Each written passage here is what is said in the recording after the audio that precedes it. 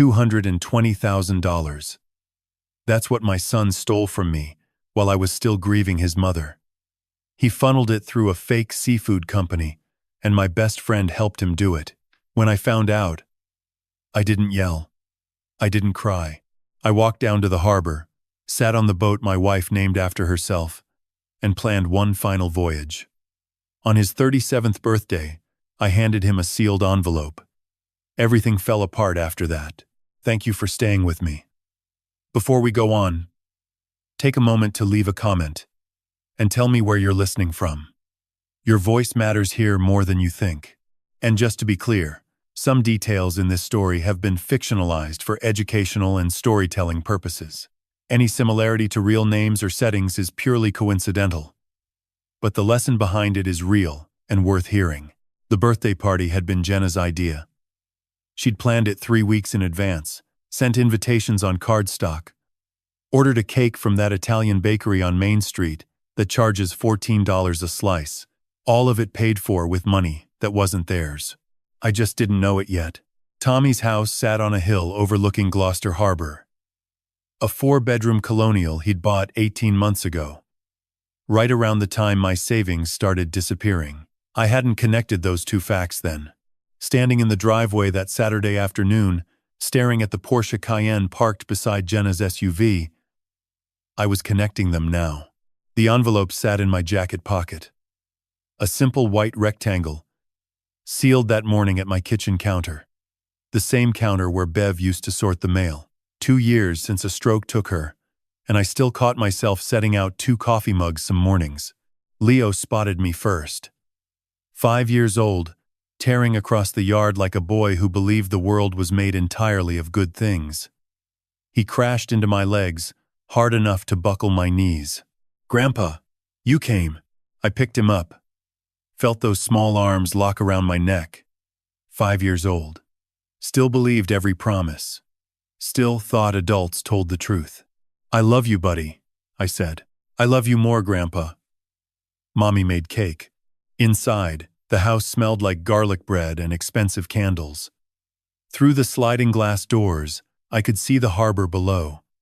The Beverly Ann rocking gently at her mooring. My boat. Bev's name painted on the stern in navy blue letters I'd touched up every spring for 29 years. Tommy appeared from the kitchen, all charm and easy smiles. 37. And looking every inch the successful businessman he wasn't. Tailored shirt, sleeves rolled to show a Rolex that caught the light when he moved. His mother's smile, Bev's smile. "Dad." He pulled me into a hug. "Glad you made it." His cologne was expensive. Everything about him smelled like money I couldn't account for. The guests were mostly Tommy's people. Neighbors I didn't know.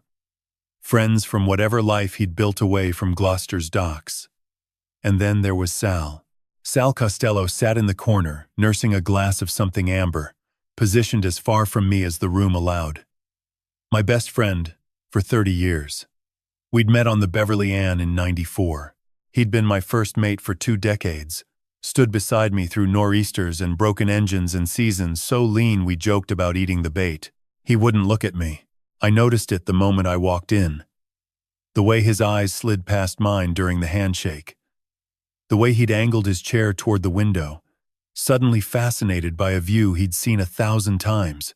Sal, who'd sat with me through Bev's final hours at the hospital. Who'd helped me clean out her closet when my hands wouldn't stop shaking. Who knew which drawer held the good whiskey and where I kept the spare key to the boat. Something was wrong. I could feel it the way I felt a shift in the current before the instruments caught up. 30 years on the water together teaches you to read a man the way you read the tide. The cake came out. Chocolate. Jenna lit the candles while everyone sang. Tommy blew them out with one breath, grinning, arm around Jenna's waist. Leo clapped. Normal birthday party, except nothing about it was normal. "Time for gifts," Jenna announced. Tommy's eyes found my jacket pocket before anyone else moved. Just a flicker. Quick enough that no one would have caught it. But I'd raised this boy. I'd played poker with him at the kitchen table every Friday until he left for college. I knew his tells. He knew about the envelope. How? I couldn't say. I hadn't told a soul. I pulled it out. White paper. Sealed. The weight of it felt heavier than paper should. Thanks, Dad. His fingers trembled when they touched it. Just a tremor. There and gone. His smile didn't waver. You didn't have to. Open it later, I said. When you get home. Oh, come on. He laughed, holding the envelope up for the room. Don't be modest. Everyone wants to see what the old man got me. The old man. He'd never called me that before. Later, I repeated. The moment stretched. Tommy's smile tightened at the edges. Conversation died. Even Leo had gone quiet, sensing something the way children do, picking up frequencies adults have learned to ignore. Sal stared into his glass like a man searching for an exit at the bottom of a drink. Tommy slipped the envelope into his back pocket. Sure, Dad. Later, the rest of the party crawled. Sal left early, mumbling something about a prior commitment. He squeezed my shoulder on the way out. It felt less like friendship and more like goodbye. By 7:30, I was in my truck pulling out of the driveway. Leo had hugged my legs one last time at the door. Bye, Grandpa. I love you. I'd held him a beat too long. Jenna noticed. Tommy didn't. Or maybe he did and just didn't care. The drive home took 12 minutes through streets I'd known my whole life. Past the high school where Tommy played baseball. Past the harbor, where I'd taught him to tie a bowline knot. Past the Crow's Nest bar where Sal and I used to drink after long hauls. At the bottom of the hill, I slowed beside the fisherman's memorial. The man at the wheel. That bronze statue had stood guard at the harbor entrance since 1925, honoring every soul Gloucester lost to the sea. I'd driven past it 10,000 times without stopping. Tonight I looked, really looked. That bronze face gripping the wheel, eyes fixed on the horizon, steady against whatever was coming. My son didn't know it yet. But that envelope contained every lie he'd ever told me. And every truth his mother had tried to tell me before she died. The house on Rocky Neck sat dark at the end of the lane.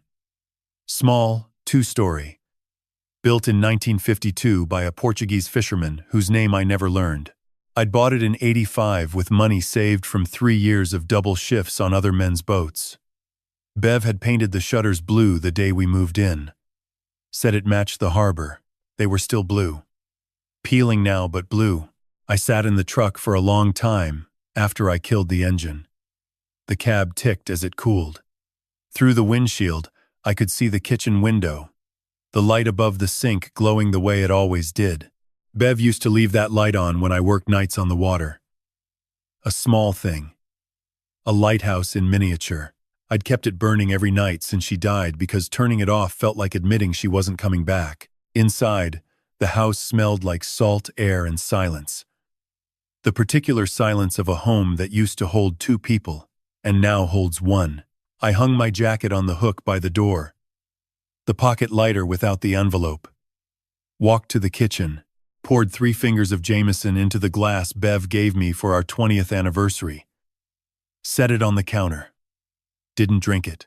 The letter sat where I'd left it that morning, on the kitchen table beside the salt shaker and a bowl of apples going soft.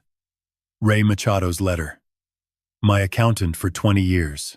The man who'd done our taxes since Tommy was in middle school, who'd helped me navigate Bev's medical bills, who'd set up the modest investment account that was supposed to carry me through whatever years I had left. I'd received it Thursday. Today was Saturday. 2 days of carrying it around like a stone in my chest. Reading it once and then folding it carefully the way Bev taught me. 3 crisp creases. And pretending I could wait. I couldn't wait anymore. I sat down and unfolded it. Dear Frank, I hope this letter finds you well, though I regret what compels me to write. Over the past month, while conducting my annual review of your accounts, I discovered several irregularities that demand your immediate attention. Irregularities. Such a careful word for what came next.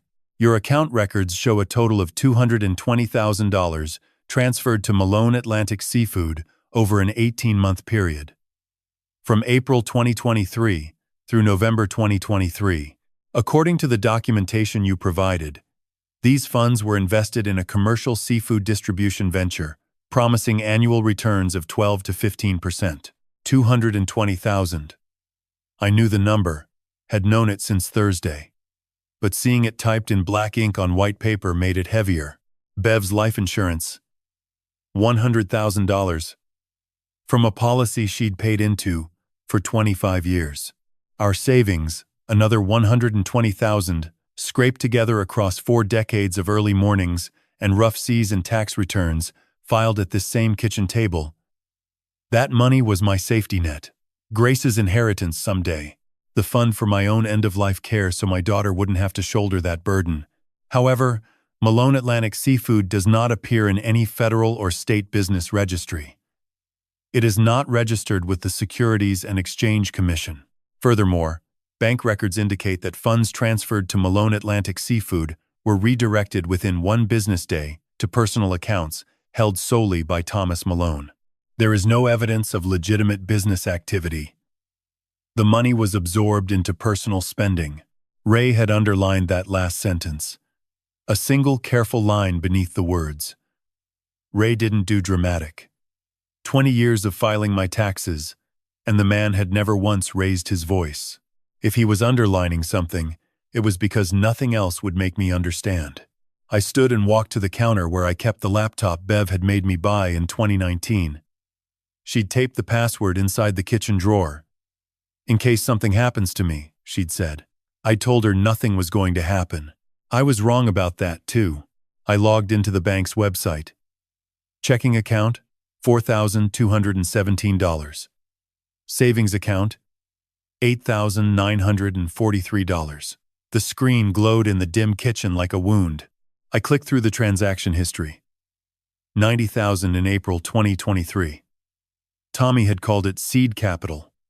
$70,000 in July. He'd said the Boston contracts were expanding and they needed to scale up fast. $60,000 in November, right before Thanksgiving. He'd brought paperwork to the house, spread it across this same table, showed me charts and projections, and a brochure with his face on it. Malone Atlantic Seafood, connecting Gloucester's finest to the world. I remembered that Thanksgiving. Tommy had carved the turkey. Jenna had brought sweet potatoes. Leo had fallen asleep on my lap during football. Normal family holiday. And my son had just taken the last $60,000 I had in this world. He'd called Christmas Eve. Told me first quarter returns looked strong. He'd bring the report when he visited New Year's. He never came. Said Jenna's mother was sick. He'd said it with Bev's voice, that easy warmth she had. The tone that made you believe anything, because why would someone who sounded like that lie to you? Back at the table, I pulled out the brochure Tommy had given me. Professional thing. Glossy paper.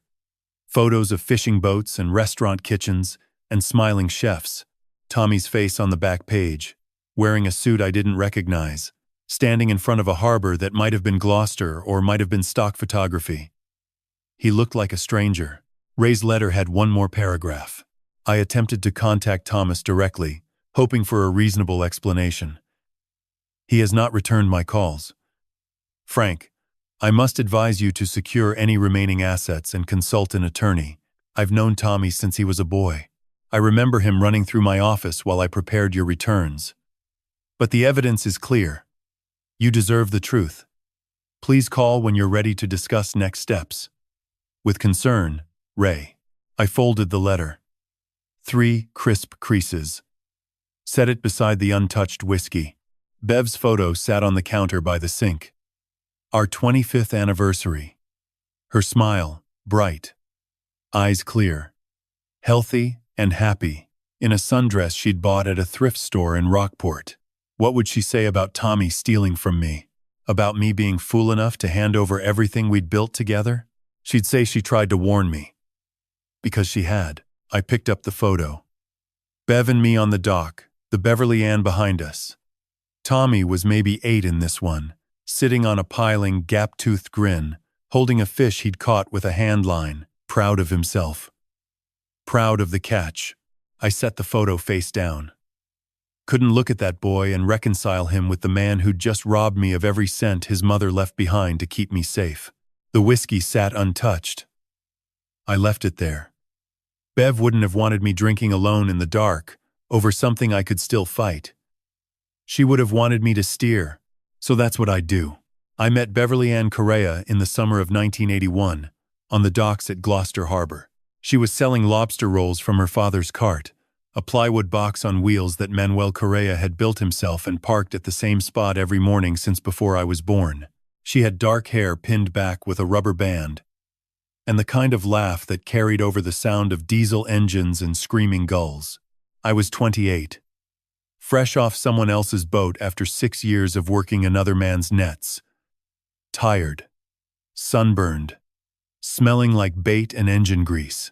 She handed me a lobster roll, and I fumbled the change because my hands were too cracked and swollen to grip coins properly. "You're a fisherman," she said. Not a question. 40 years. I could still hear how she said it. Not with pity. Not with admiration. Just recognition. Like she was identifying a species she'd grown up around and understood completely. We married in '83 at Our Lady of Good Voyage Church on Prospect Street. The same church her parents had married in. The same church her grandparents had come to when they arrived from the Azores in 1926. Bev wore her mother's dress, taken in at the waist. I wore a borrowed suit that was too short in the sleeves. Her father cried. My mother didn't come. She'd stopped coming to things by then. Tommy arrived on March 15th, 1987. At 4 in the morning after 11 hours of labor. 7 pounds, 9 ounces. When the nurse put him in my arms, his eyes found mine like he'd been looking for me. I promised him right there in that fluorescent room that I'd be present. That I'd show up. That I'd be the father mine never was. Grace came 3 years later. Quieter than Tommy from the start. Watchful. She'd sit on the dock while I worked on the boat. Not talking. Just observing everything with those dark eyes that missed nothing. Bev used to say Grace was born with a compass in her chest. She always knew which way was true north. I bought the Beverly Ann in '95. 42-foot stern trawler, used but solid. Bev christened her with a bottle of champagne we'd bought on sale at the package store in Rockport. She smashed it against the bow and laughed so hard she nearly fell off the dock. I painted her name on the stern that same afternoon. Navy blue letters. Beverly Ann. So I'd always come home to her, Bev said. Every spring for 29 years, I touched up those letters. Every spring, they were the first thing I saw when I walked down to the harbor. The warning signs with Tommy started early, though I didn't call them that. You don't label things as warnings when they come from your own child. You call them phases, growing pains, normal kid stuff. Money began disappearing from Bev's purse when Tommy was 15. $20 here, 40 there. Never enough to be certain, always just below what you could prove. Junior year, he asked to borrow $500 for a school trip to Washington. I gave it without hesitation. He never paid it back. When I mentioned it 6 months later, he said he'd left cash on the kitchen counter one night. I had no memory of it. Maybe I'd forgotten. Maybe I was too tired from a week on the water. I let it go. The lies were small at first. Report cards that didn't match what the school mailed home. A job he said he had but didn't. Stories that didn't quite connect, but weren't worth the argument. Tommy had a gift for making you feel unreasonable for questioning him. He'd tilt his head, give you Bev's smile, and say something that made doubt feel like disloyalty. Grace saw through it. She always had. At 16, she told me Tommy had been stealing from Bev's purse for years. I told her she was being hard on her brother. She looked at me with those watchful eyes and said nothing else. She didn't need to. She'd said enough. 6 months before her stroke, Bev tried to warn me. We were sitting on the back porch watching the harbor go dark, the way we did most evenings when the weather was kind. She'd been quiet all night, stirring her tea without drinking it. Tommy doesn't love the sea, she said finally. He loves what it can buy him. That scares me. Frank. He's finding his way, I'd answered. It takes time to build something. He's 34 years old. Her voice had sharpened. Old enough to know the difference between building and taking. I'd changed the subject. Told her about the engine trouble on the Beverly Ann. Asked if she wanted to drive up to Rockport that weekend. Anything to steer away from a conversation I didn't want to have about a son I didn't want to see clearly. The stroke came without warning. December 14th, 2021. A Tuesday. Bev was making clam chowder in the kitchen, her grandmother's recipe, the one she'd taught Grace but Tommy had never bothered to learn. I was on the Beverly Ann hauling traps in the outer harbor. By the time I got the call and made it home, the ambulance was already in the driveway. The chowder was still on the stove. The kitchen smelled like bacon and onions and something terrible I couldn't name. She died at Addison Gilbert Hospital 3 hours later. I held her hand. It was still warm when they told me she was gone. No final words. No goodbye. No chance to hear whatever she'd been trying to tell me for years. Grace flew in from Boston that night. She stood in the kitchen doorway in her Coast Guard uniform, looking at the pot still on the stove, and didn't say a word. She didn't need to. We both understood what had been lost. Tommy arrived the next morning. He cried at the hospital. Real tears, I think. Whatever else he'd become, he'd loved his mother in whatever way he was capable of loving. But 5 days later, standing in this same kitchen, he asked the question that should have told me everything. Has the insurance check come in yet? Not how I was doing. Not whether I needed help on the boat, or with the funeral costs, or with the silence that had moved into the house like a permanent guest. Just the money. The check came 2 weeks later. $100,000. 25 years of premiums Bev had paid. So I'd be protected after she was gone. I gave Tommy $50,000 to start his business. He said he wanted to make something of himself. Said he'd learned from his mistakes. Said he wanted to make Bev proud. Grace was furious. Called me from Boston, voice tight. You're enabling him, Dad. Mom would never have wanted this. You need to set boundaries. Boundaries felt like admitting Bev had been right. And admitting that meant I'd failed her while she was alive. So I wrote the check and told myself my son deserved a chance. The kitchen window had begun to lighten. Dawn turning the sky from black to gray. I'd been sitting at this table since 9:30, and the night had passed without me noticing. The whiskey still sat untouched. Bev's photo still lay face down on the counter. She'd known. Tried to tell me. And I'd steered away from the truth every single time she pointed at it. I wasn't steering away anymore. I drove to Boston on a Tuesday morning because something wouldn't let me sit still. 40 years on the ocean teaches you to trust what your body knows before your mind catches up. And my body knew. The way it knew a shift in barometric pressure 12 hours before the weather radio said a word. The way it knew when a net was wrong before the winch started groaning. Something was off with the current around my money. And I needed to see it with my own eyes. The drive from Gloucester to Boston takes about 45 minutes on Route 128, then south on I-93 into the city. I'd made the trip 1,000 times over the years. Taking Bev to the aquarium when the kids were small, picking Grace up from Coast Guard Station Boston when she had weekend leave. Driving Tommy to Logan Airport the time he flew to Miami for a conference that, looking back, probably never existed. Harbor Grill sat on Atlantic Avenue near the waterfront. A nice place.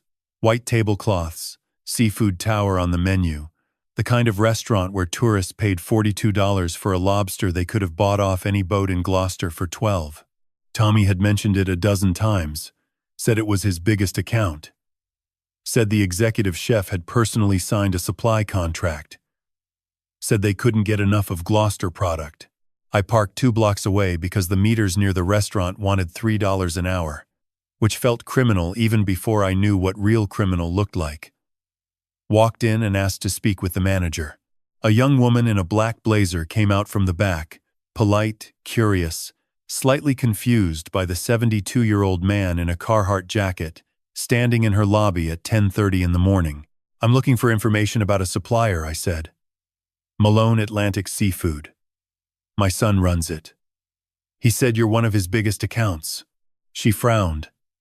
The kind of frown that isn't confusion but certainty. Malone Atlantic Seafood? I don't recognize that name, sir. We source through established distributors.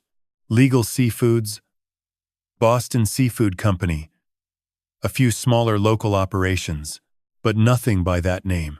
She offered to check with the kitchen. Came back 3 minutes later shaking her head. I'm sorry. No one here has heard of it. Are you sure you have the right restaurant? I was sure. Tommy had said Harbor Grill, specifically. Had shown me a document with their letterhead. A purchase order for 2,000 pounds of cod monthly. Either Tommy had forged the document or the restaurant was lying, and the young woman's face told me everything I needed to know about which one it was. I thanked her and left. Stood on the sidewalk in the March wind. Boston Harbor stretching out behind me. Gray water and gray sky. And that particular cold that cuts through everything you're wearing. I thought about going home. I thought about calling Tommy right then and demanding an explanation. Instead, I walked to the next restaurant on the list. Atlantic Fish Company on Boylston Street. Upscale. Dark wood and brass fixtures. The hostess looked at me like I'd wandered in from another century. Same question. Same answer. We don't have a supplier by that name, sir. Neptune Oyster in the North End. Tiny place. Famous. Line out the door even on a Tuesday. I waited 20 minutes to talk to someone. Same result.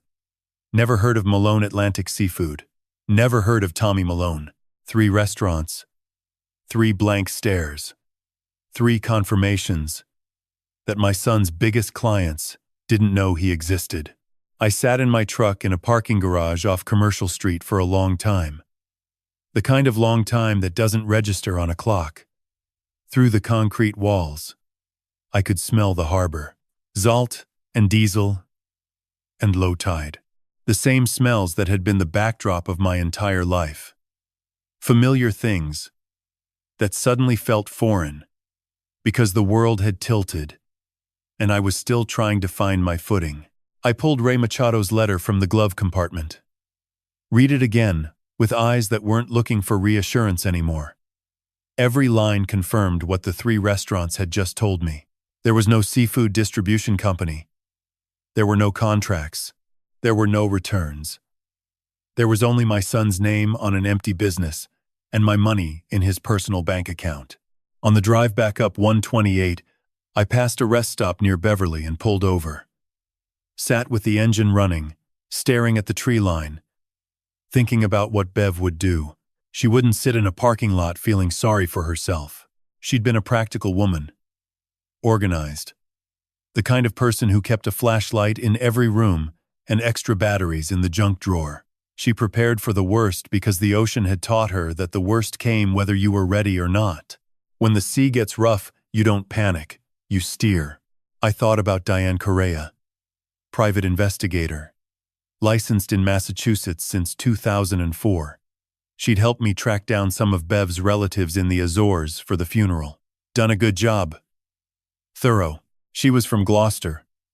Understood the fishing community. Spoke enough Portuguese to navigate the old families.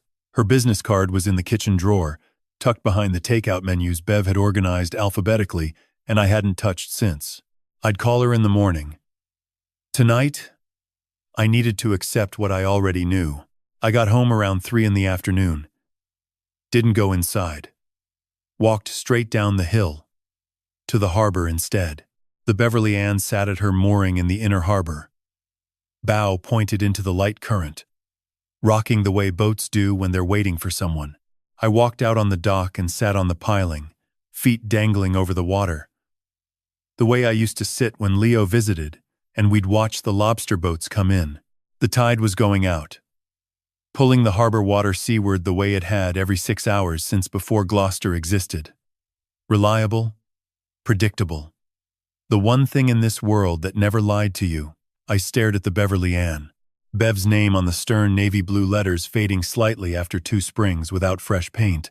I should have touched them up last April, but I hadn't been able to stand on that deck without her voice in my ear. She'd tried to tell me. At the kitchen table, on the back porch. In the way she'd looked at Tommy those last months, with eyes that were reading something I refused to see. And I'd change the subject every time, because looking at your son clearly means admitting you failed somewhere along the line. The light faded. Harbor lamps came on one by one, reflecting orange on the black water. Somewhere across the cove, a boat engine coughed to life. Night fishermen heading out to check traps. I stood up. Knees cracked. Back ached. But something had shifted. Not resolution exactly. Something quieter. The same feeling you get when you finally commit to a heading, after hours of drifting. You don't know what's out there, but at least you're moving. Tomorrow I'd call Diane. Start finding out how many people my son had caught in his net. Tonight I'd sit here a little longer and let the tide tell me what it always told me. That everything moves. That nothing stays where you leave it. That the only honest thing in this world is the water. And even that will drown you if you're not paying attention. I hadn't set foot on the Beverly Ann in nearly 3 months. Couldn't bring myself to stand on that deck without Bev's voice drifting up from the cabin, telling me the coffee was ready, or that she'd packed extra sandwiches because the weather report said we'd be out longer than planned. She'd sailed with me for 26 years. Every trip she could manage around her shifts at the fish processing plant. Kept the logbook while I kept the wheel. That was our deal. But that Wednesday evening, something pulled me down to the harbor. Not logic. Something older. The same instinct that told you to check the anchor line one more time before you slept, even when you'd already checked it twice. I walked down the hill from Rocky Neck in the last light of the day, the sky turning that deep orange that comes right before the Atlantic swallows the sun whole. The Beverly Ann sat at her mooring in the inner harbor, bow pointed into the gentle current like a dog waiting at the door. I untied the dinghy, rowed out, and climbed aboard. My hands remembered the rail before my mind caught up, the feel of salt-weathered wood under my palms, the slight give of the deck beneath my boots, the way the boat shifted her weight to accommodate mine. Like she remembered me too. The cabin was small and neat, the way Bev had kept it. Teak walls dark with age. The little fold-down table where she'd sit with her logbook and a thermos of coffee. My father's brass compass mounted above the nav station, the glass cracked from a storm in '98 that I'd never bothered to fix because Bev said the crack gave it character. Family photos on the bulkhead, pinned behind a strip of fishing line so they wouldn't fall in rough water. Tommy at 8, holding up a cod almost as big as himself. Grace at 6, serious face, sitting on the engine hatch reading a book, while the boat rocked. Bev and me on our 20th anniversary, sun-weathered and smiling. The harbor behind us. I sat down at the fold-down table and let the boat rock me the way it always had. Gentle, patient. The hull creaked softly with each swell, a sound I'd fallen asleep to more nights than I could count. That's when I saw it. The logbook sat on the shelf above the nav station, wedged between a tide chart and a copy of Chapman's Piloting that Bev had given me for Christmas in 2003. I'd missed it all these months because I hadn't been looking, because I hadn't been here. Beverly Ann Logbook, 2021 through 2022. Bev's handwriting on the cover. Neat, careful script. The same handwriting that had filled 30 years of logbooks before this one, recording weather patterns and catch totals and engine hours, and the thousands of small details that made up a life lived on the water. I pulled it down. The cover was soft from handling. The spine cracked in the way books get when someone opens them every day. I opened to the first page. January 3rd, 2021. Northeast wind, 15 knots. Seas 4 to 6 feet. Hauled 210 pounds of cod off Stellwagen.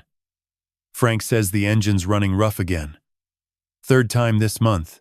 That was Bev. Weather first. Catch second. Frank third. Always in that order. I almost smiled. I turned the pages slowly, reading her entries the way you read letters from someone you'll never hear from again. February. March. April. Weather and catches and notes about groceries she needed to buy, and a leak in the cabin roof I kept promising to fix. Normal life. Our life. Then the margins changed. March 22nd, 2021. Beside a note about calm seas and a decent haul of haddock, in smaller handwriting squeezed between the printed lines, Tommy asked for money again. Third time this month. He's 34 years old. When does a man start carrying his own weight? I stared at those words. Bev had never said that to me directly. Not in those terms. She'd hinted. She'd sighed. But she'd written the sharp truth in the margins of the logbook because she knew I'd find it someday. The same way she knew the tides and the currents and the way the light hit the water at different times of day. She knew everything. July 15th, 2021. Beside a notation about fog and a short day on the water, Sal came by the house today, asking about our savings, how much we had put away, whether Frank had mentioned what he planned to do with my life insurance money. 30 years I've known that man. And never once has he asked about our finances. Something is wrong with him. I told him it was none of his business and changed the subject, but it stays with me. Like a hook you can't see in dark water. My hands started shaking. Bev had seen Sal coming. Seen it clear as daylight. October 9th, 2021. Beside storm warning, stayed in harbor. Saw Tommy and Sal whispering on the dock near the crow's nest this afternoon. They stopped dead when I walked up. Sal couldn't look me in the eye. Pretended he was checking his phone. Tommy laughed it off. Said they were talking about football. Since when does Tommy watch football? Since when does Sal whisper? Something is happening between those two. I feel it the way you feel a storm before the clouds form. 2 entries left. I turned the page with fingers that wouldn't hold steady. November 1st, 2021. 6 weeks before her stroke. The handwriting was the same careful script, but pressed harder into the paper, as if she was making sure the words would survive. Frank, if you're reading this, it means I'm gone, and something has gone wrong. I can't prove what I suspect, but I know it. In my bones, the way I know when the barometer's dropping. Sal and Tommy are planning something. I've watched them circle you like sharks around a bait ball, patient and smiling and waiting for the right moment. Trust your gut. Trust Grace. She sees things clearly. She always has. And whatever you do, don't let them take this boat. She's got my name on her. She's the only thing I can leave you that they can't put a price tag on and sell out from under you. I had to stop. Set the logbook down. Pressed my palms against my eyes until I saw stars in the darkness. She'd known. 2 months before the stroke took her without warning, Bev had sat right here at this fold-down table and written me a warning she couldn't speak aloud, because saying it meant accusing our son. Saying it meant admitting that the boy we'd raised had become something neither of us wanted to name. A loose page slipped from the back cover. A sealed envelope, yellowed slightly at the edges. Bev's handwriting across the front. For Frank, when the sea gets rough. I opened it with shaking hands. Inside, a single sheet. Bev's writing. Smaller now. Cramped.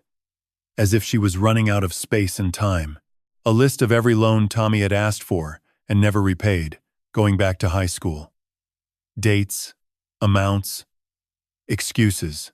A note about Sal's debts that she'd overheard him talking about on the phone one afternoon when he didn't know she was in the next room.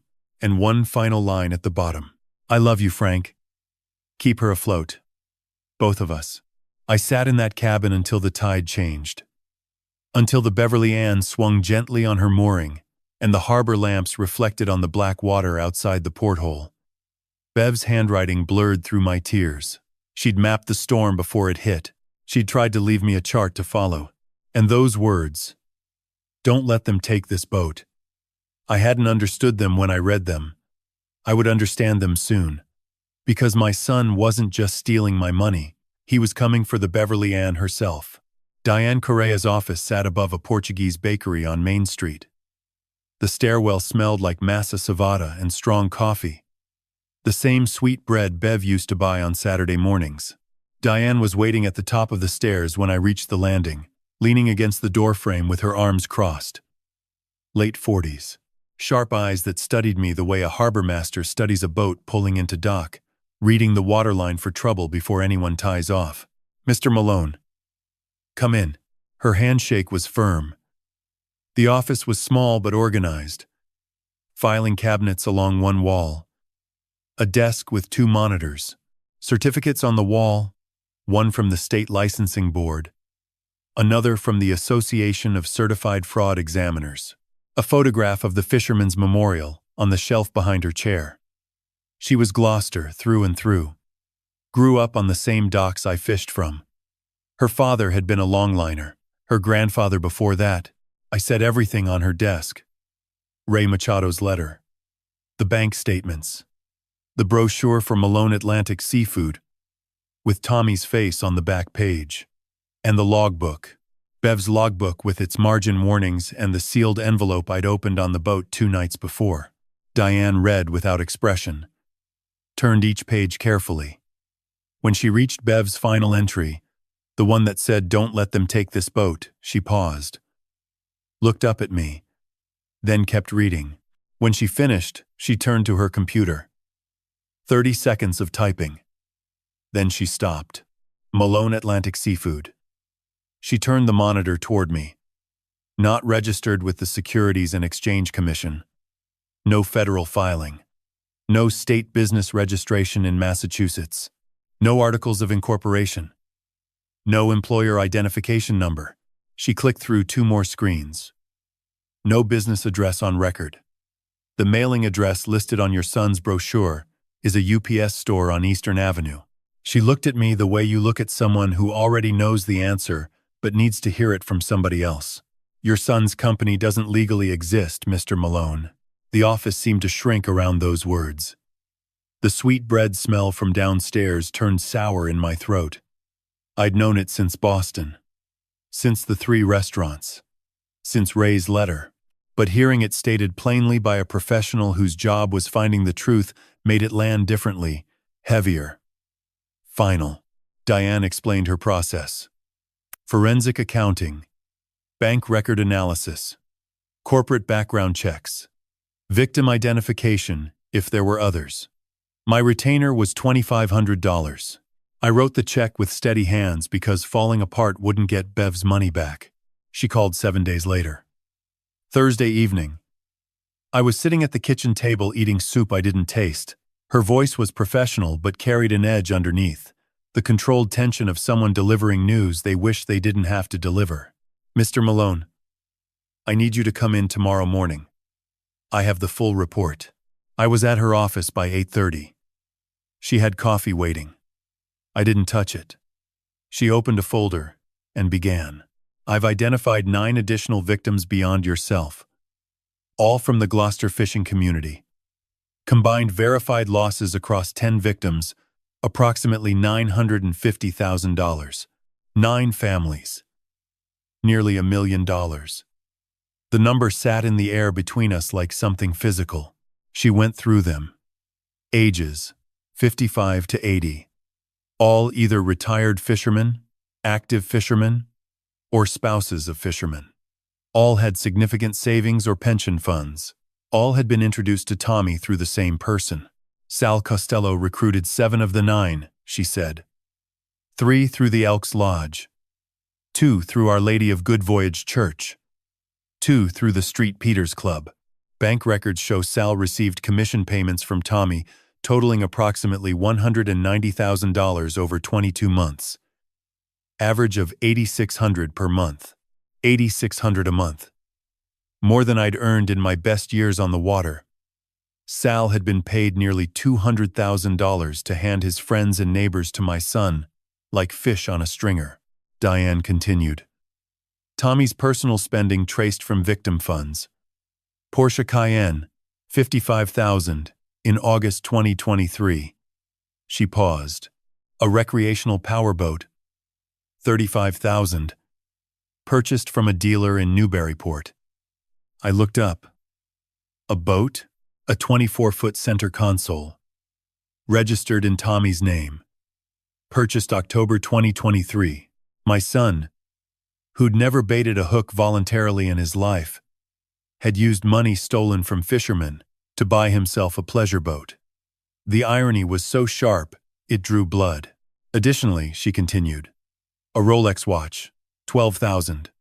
A Caribbean vacation rental in the Bahamas, $15,000. Total trace spending, approximately $83,000. Remaining unaccounted funds, approximately $137,000. Likely cryptocurrency or offshore accounts based on transaction patterns I've flagged. She closed that folder and opened another. Her expression changed. Something harder behind the eyes now. Mr. Malone, there's one more thing. And it's the reason I asked you to come in person rather than sending this by email. She turned the monitor toward me. A scanned document filled the screen. Official looking. Legal language. A transfer of ownership form for a commercial fishing vessel. The Beverly Ann. Registered owner, Francis Michael Malone. Buyer, Cape Ann Harbor Tours, Incorporated. Sale price, $65,000. At the bottom of the page, a signature line. My name. My supposed signature. Except, I'd never signed it.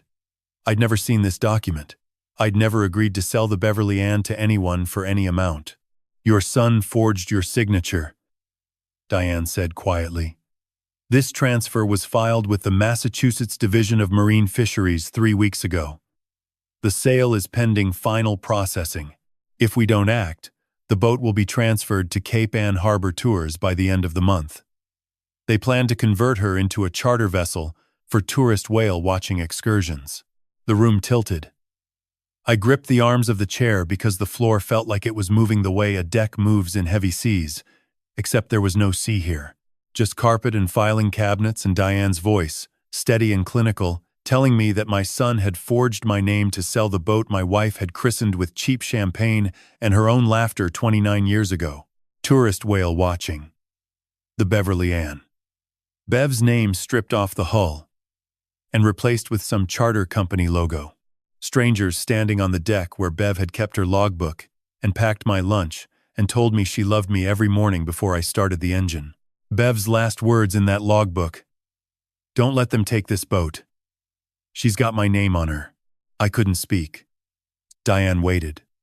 She understood what this meant. She'd grown up in a fishing family. She knew what a boat was to a fisherman. Not property. Not an asset. A partner. A promise. A name you paint on the stern because it's the name you love most in the world. Mr. Malone, we can stop the sale. A forgery claim will freeze the transfer immediately. But we need to move fast. How long do I have? 27 days. I stood. My legs held, barely. He'd taken my money. He'd taken my trust. He'd recruited my best friend to help rob my neighbors. And now he was trying to take the only thing I had left of her. The boat she'd named after herself so I'd always come home. I looked at Diane. Whatever it costs. Whatever it takes. Stop that sale. And find me every person my son has hurt. She nodded. Consider it done. I walked down the stairs past the bakery, past the sweet bread smell that would always remind me of Saturday mornings with Bev. Gloucester Harbor spread out at the bottom of the hill, the Beverly Ann visible at her mooring. White hull catching the thin winter sun.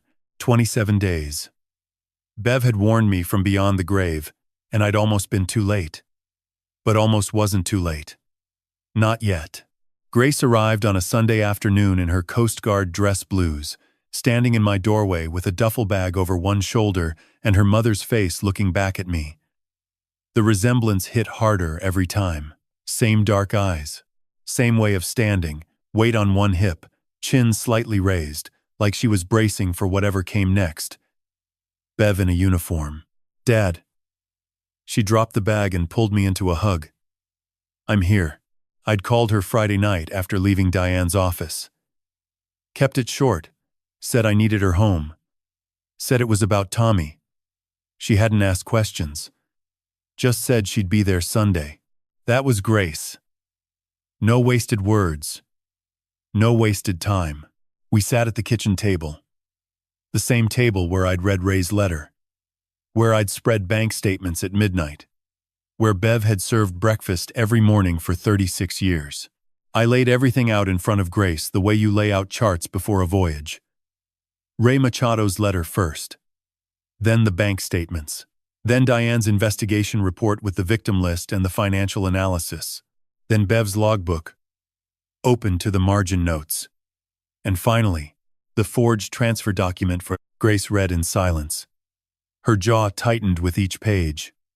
When she reached Bev's logbook entry, the one that said, "Don't let them take this boat," her hand stopped moving. She stared at those words for a long time. Then she turned to the forged signature, and her expression went from grief to something colder. Something I recognized from the way she talked about search and rescue operations. Tactical assessment. Threat.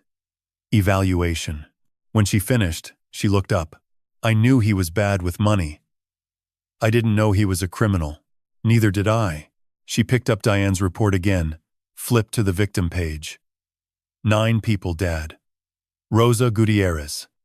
She lives 3 houses down from you. I know. Grace pulled out her laptop.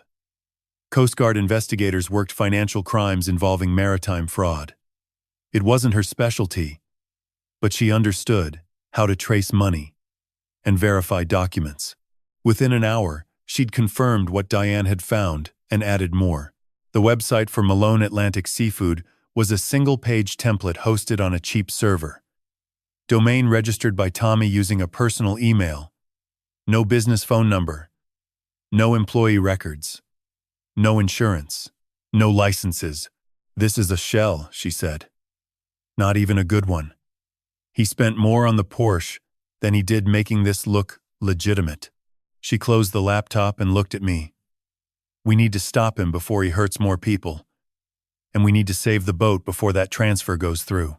Diane's already filed a forgery claim to freeze the sale, I said. She says we have time. Good. Grace's voice shifted into mission planning. Here's what I think. We confront Tommy. Tonight. Get his reaction on record. Then, we call the FBI. Tomorrow morning. Wire fraud is federal. The forged signature adds forgery charges. The number of victims means this isn't small time. They'll take it seriously. Tonight, he's coming for dinner. You invited him last week, remember? I had. Before any of this. Before Ray's letter and Diane's report and Bev's logbook.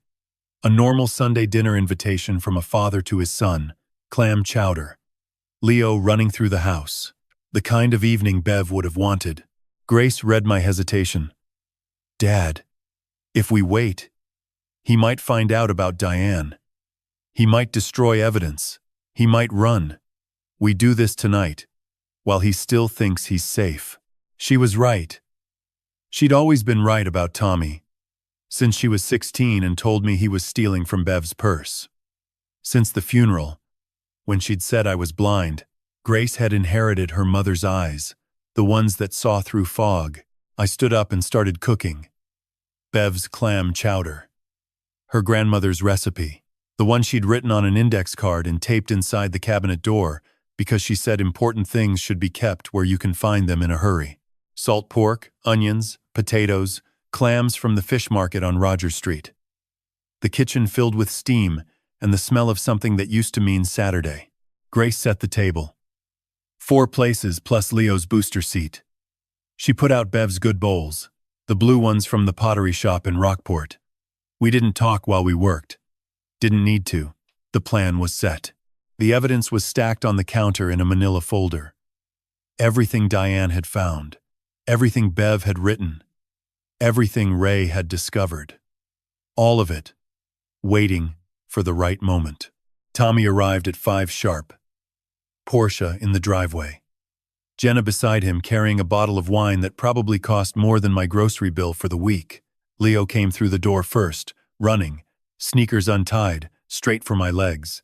Grandpa. Are we having chowder? I can smell it. I picked him up. felt those arms around my neck again. This boy, this bright, trusting, 5-year-old boy who had no idea what his father had done, who believed the world was good because no one had shown him otherwise yet. I held him a beat too long. Grace noticed. Her eyes met mine over Leo's shoulder. Steady. Ready. You bet, buddy. Grandma Bev's recipe. Tommy came in behind Leo, all charm and easy confidence. New watch, new shoes. He kissed my cheek and shook Grace's hand.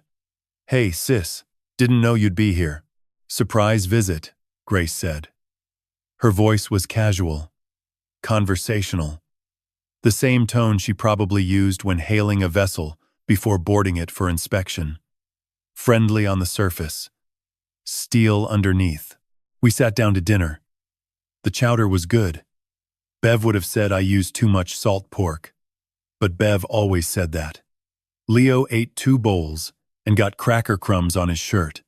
Tommy talked about business, how things were expanding, a new contract with a restaurant group in New York. Big things coming. Grace listened, nodded, asked questions the way someone asks questions when they already know every answer. Which restaurant group? How many employees now? What's the distribution model? Tommy answered smoothly. He'd always been smooth. The words came easy, polished, rehearsed. He made eye contact, used his hands when he talked, smiled at the right moments. He was performing, and he was good at it. He'd been performing his whole life. Jenna barely touched her chowder. She kept checking her phone under the table, that nervous energy coming off her in waves. She knew something. Maybe not everything, but enough to make her fidget, enough to make her avoid Grace's eyes. Leo finished his second bowl and asked to watch cartoons. I sent him to the living room with a juice box and a blanket. He settled on the couch, iPad in hand, safely out of earshot. Grace waited until she heard the cartoon sounds start. Then she reached for the manila folder on the counter. So, Tommy, she said. Her voice hadn't changed. Still casual. Still conversational.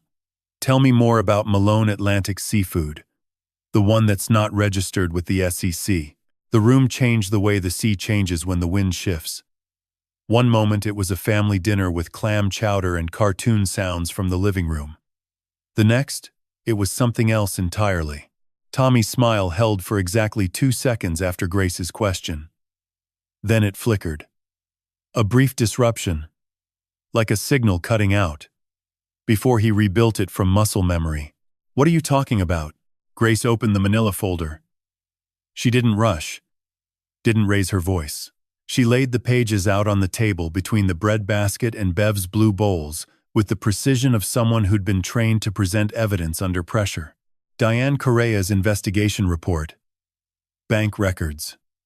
The corporate search results showing Malone Atlantic Seafood didn't exist in any state or federal database. Dad hired a private investigator, Grace said. We know the company is a shell. We know there are 9 other victims in this community. We know Sal Costello recruited 7 of them and received approximately $190,000 in commissions over 22 months. Tommy sat perfectly still. His eyes moved across the documents spread before him, but his hands stayed flat on the table. Fingers pressed into the wood like he was holding himself in place. Jenna had stopped breathing. I could see it in the way her chest had gone rigid, her fork frozen halfway between the bowl and her mouth. This is a misunderstanding, Tommy said. His voice was steady, too steady. The voice of a man who'd practiced this conversation in his head. Is it? Grace pulled out her phone, opened Diane's email, and turned the screen toward him. Because we have bank records showing $220,000 of Dad's money flowing directly into your personal checking account. We have spending records. Porsche Cayenne. A recreational powerboat. A Rolex. A vacation in the Bahamas. All purchased with money from elderly fishermen who trusted your name because Sal vouched for you. Tommy's jaw tightened. He looked at me. Not at Grace. At me. His eyes soft now, wounded. The eyes of the boy who'd scraped his knee on the dock and come running for a bandage. Dad, you had me investigated. Your own son? I thought of Bev's logbook. He'll circle you like a shark around a bait ball. Patient and smiling. Yes, I said. Do you have any idea what you've done? His voice rose half a register. You're destroying this family. Grace didn't let the moment breathe. She pulled one final document from the folder and laid it flat on the table. The forged transfer of ownership. The Beverly Ann. My name in someone else's handwriting at the bottom of a page I'd never seen. And you forged Dad's signature to sell Mom's boat, Grace said. Her voice was still level, but something underneath it had turned to granite. The Beverly Ann. The boat she named after herself. You tried to sell it to a tourist charter company for $65,000 so strangers could watch whales from the deck where Mom kept her logbook. Tommy looked at the document. The color left his face in stages, like watching the tide pull water off a sandbar. First the cheeks, then the lips. His hands lifted from the table and folded into his lap where no one could see them shake. That's not what it looks like, he said. It looks like fraud, Grace said. It looks like forgery. It looks like federal charges. Jenna stood abruptly. Her chair scraped against the kitchen floor. We should go. Tommy didn't move. He was staring at me now with something I hadn't seen before. Not the charm. Not the wounded boy. Something raw. Anger. Stripped of performance. The face beneath the face. You have no idea what you've started, he said quietly. You started it, I said. When you decided to steal from your own father. When you recruited Sal to prey on his friends. When you lied to Jenna. When you spent stolen money on watches and vacations, while people in this town lost everything they'd saved. I kept my voice even, low. The way you keep your voice when the sea is building and the crew is watching to see if the captain is afraid. I wasn't afraid. I was finished. Tommy stood slowly, buttoned his jacket. The charm was gone now, and what was left looked like a stranger wearing my son's face. You'll never see Leo again, he said. Either of you. I'll make sure of it. The words landed like an anchor dropped in shallow water. Hard. Final. My grandson. The boy sitting in the next room watching cartoons, oblivious to the world cracking apart around him. Jenna was already in the hallway, gathering her coat. Her hands were shaking. She called toward the living room, her voice thin. Leo, honey. Time to go. Leo appeared in the doorway. iPad in one hand, juice box in the other. Confused. He looked at Tommy, then at Jenna, then at me. The way children look when they can feel the weather changing but don't know why. Are we going home already? But I didn't finish my show. Yes, Tommy said. Say goodbye to Grandpa. Leo walked over to me, set his juice box on the table, wrapped his arms around my legs the way he always did, pressing his face against my knee. I could feel his heartbeat through the fabric of my pants. Small and fast and trusting. Bye, Grandpa. I love you. I put my hand on his head. His hair was soft. He smelled like juice and cracker crumbs and childhood. I love you too, buddy. More than you know.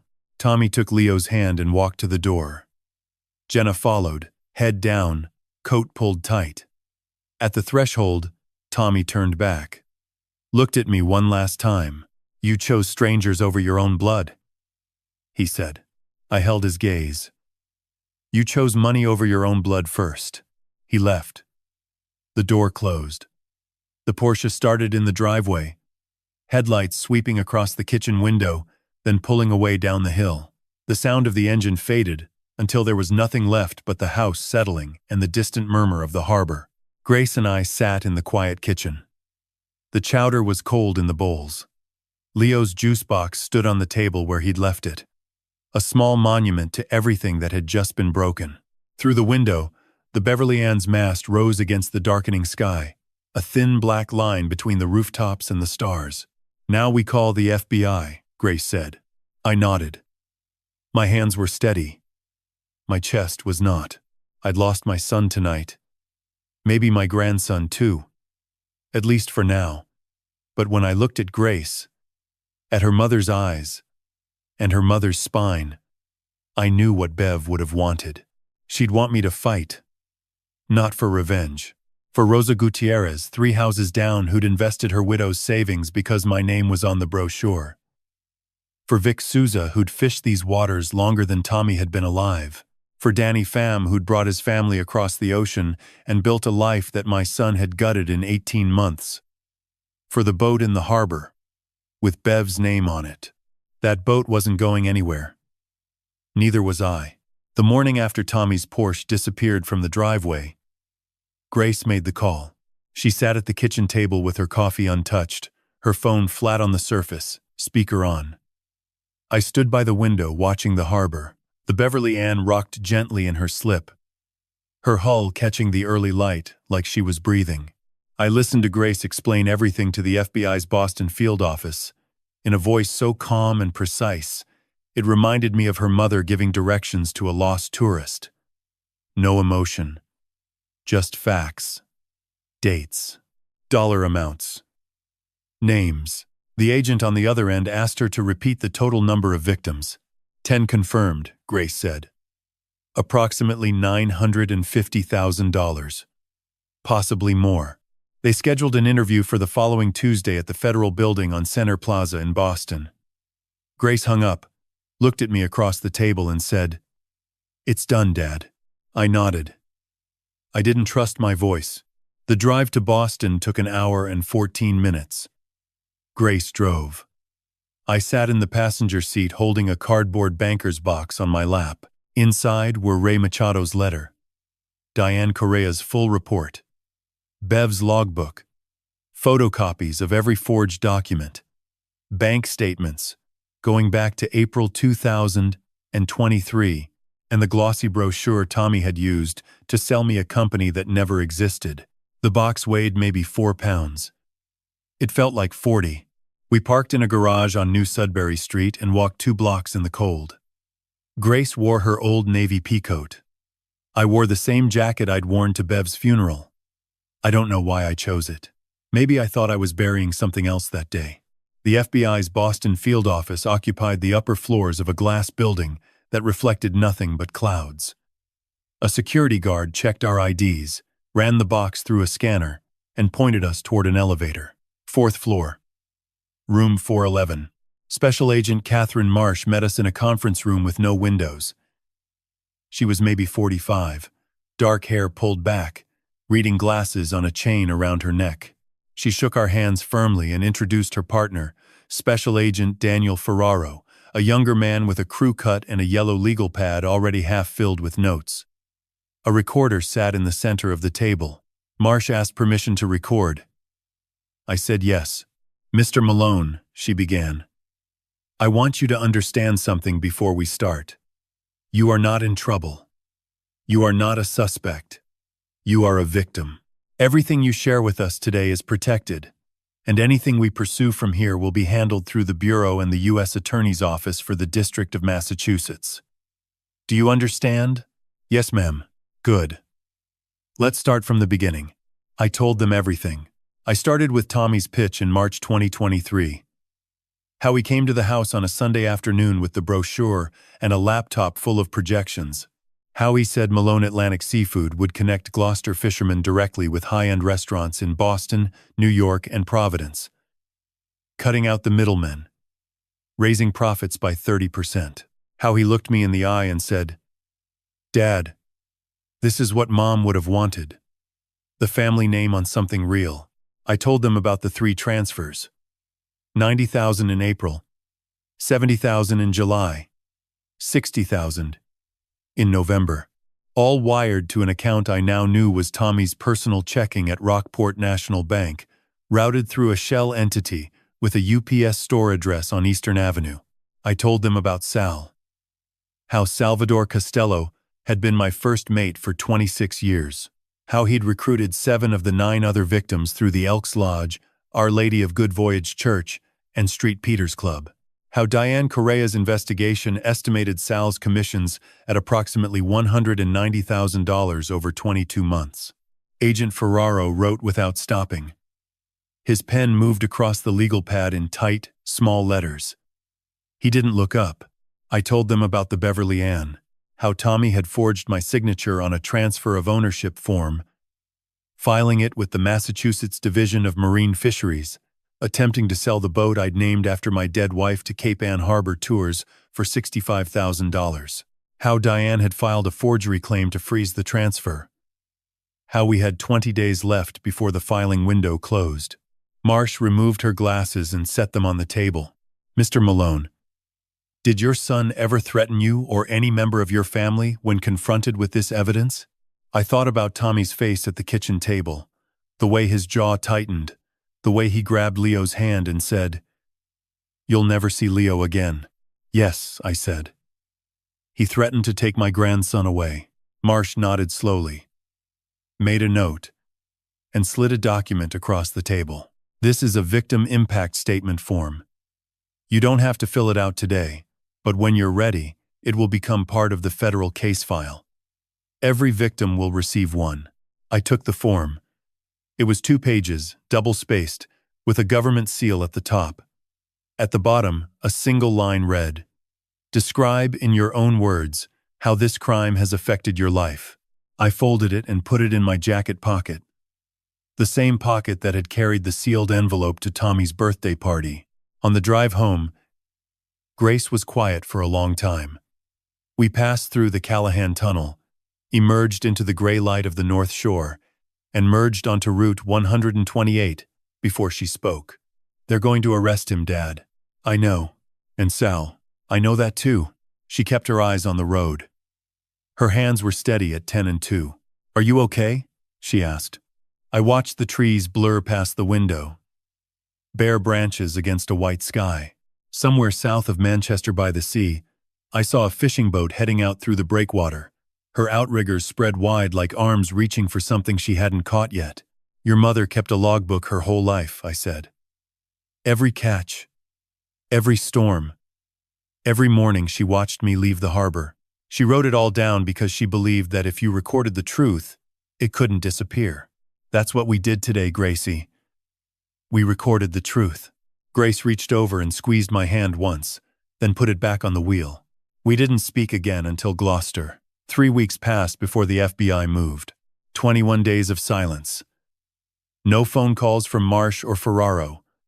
No updates. No emails. Grace checked in with the Bureau twice, and both times received the same answer. "The investigation is active. We'll contact you when there's a development." I understood what that meant. They were building something bigger than one old fisherman's stolen savings. I spent those 3 weeks on the Beverly Ann. Not fishing. Just sitting. I'd drive down to the harbor before sunrise, step aboard, and sit in the captain's chair with a thermos of coffee and Bev's logbook open on my lap. I read her entries over and over until I could recite them from memory. March 2021. July 2021.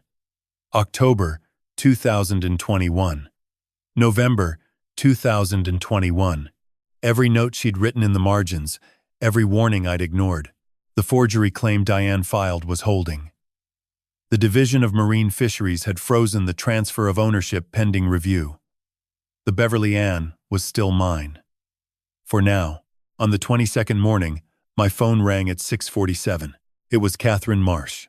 "Mr. Malone, I'm calling to inform you that the U.S. Attorney for the District of Massachusetts has filed a sealed indictment against Thomas Malone and Salvador Costello. Federal agents will execute arrest warrants this morning. I wanted you to hear it from me before it becomes public." I sat down on the edge of my bed. The room was still dark.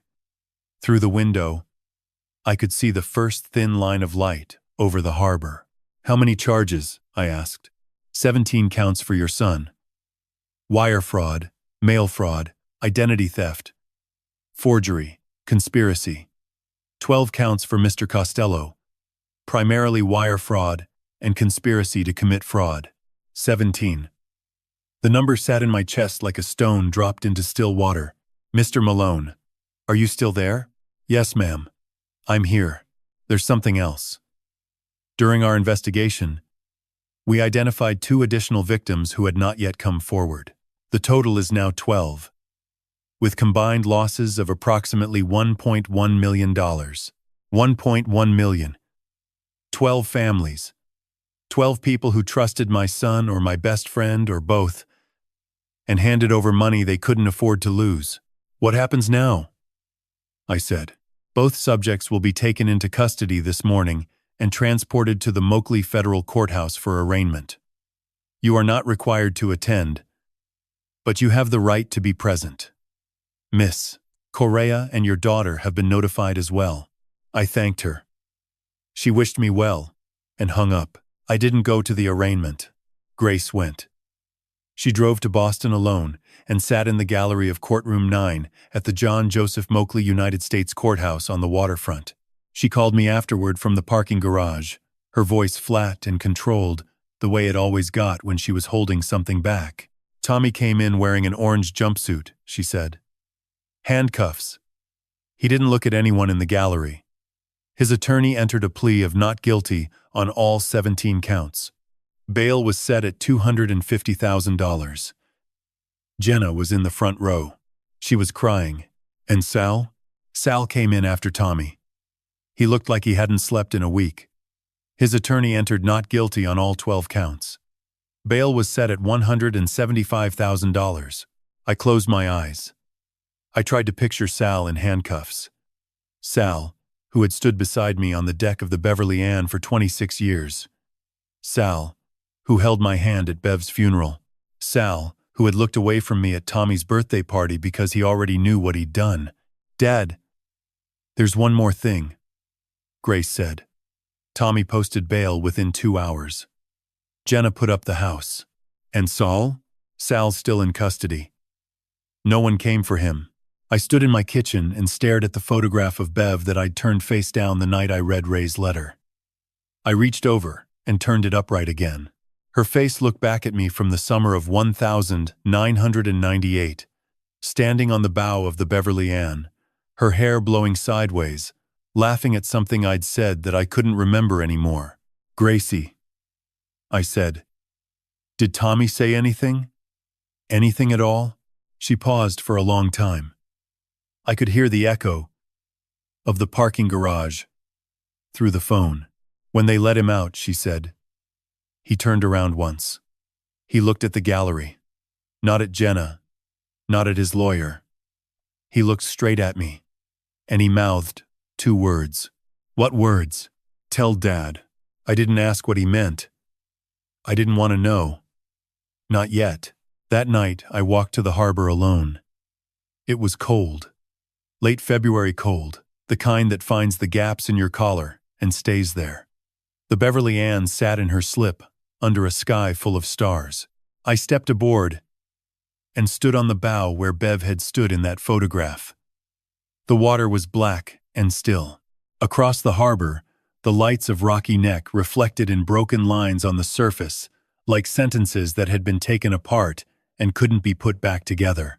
I thought about 12 families sitting in 12 kitchens, learning the same thing I had learned, that someone they loved had lied to them, that the money was gone.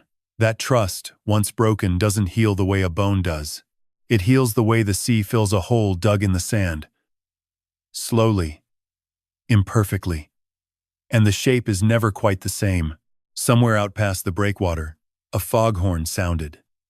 Low and long and steady, the way warnings always come when it's already too late to turn around. I went home. I poured the whiskey I'd been saving since the night of Ray's letter. I drank 1 glass.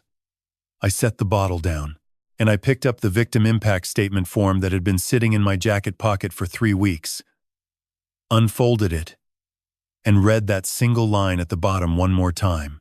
Describe in your own words how this crime has affected your life. I picked up a pen. I started writing at 11 o'clock that night and didn't stop until the pen ran out of ink. The victim impact statement form gave me 2 pages. I filled 6. I wrote about the 3 transfers, the fake brochure, the The Sunday afternoon, Tommy sat in my kitchen and told me Malone Atlantic Seafood would put our family name on something real. I wrote about Bev's logbook and the warnings she left in the margins that I was too proud or too blind or too in love with my own son to read. I wrote about Leo's arms around my neck at the birthday party and the juice box he left on the table the night Tommy took him away. I wrote about the Beverly Ann and the forged signature and the $65,000 my son thought my wife's name was worth. When I finished, I folded the pages and sealed them in an envelope. Then I sat in the kitchen and stared at the wall until the sky turned gray. Diane Correa called the next morning. "Frank, I need you to come to my office. There's something you should see." I drove to Main Street. The bakery below Diane's office smelled like sweet bread and cinnamon. And for a moment, I stood on the sidewalk and breathed it in. Because it reminded me of Saturday mornings, when Bev was alive and the world made sense. Diane was waiting at her desk with a stack of folders. 11 of them. Each one labeled with a name. "These are the other victims," she said. 11 families. I've been in contact with 8 of them directly. The remaining 3 came through the FBI. They've all agreed to let me share their stories with you because they want you to know you're not alone. She opened the first folder. Manuel and Rosa Ferreira, ages 71 and 68. Married 44 years.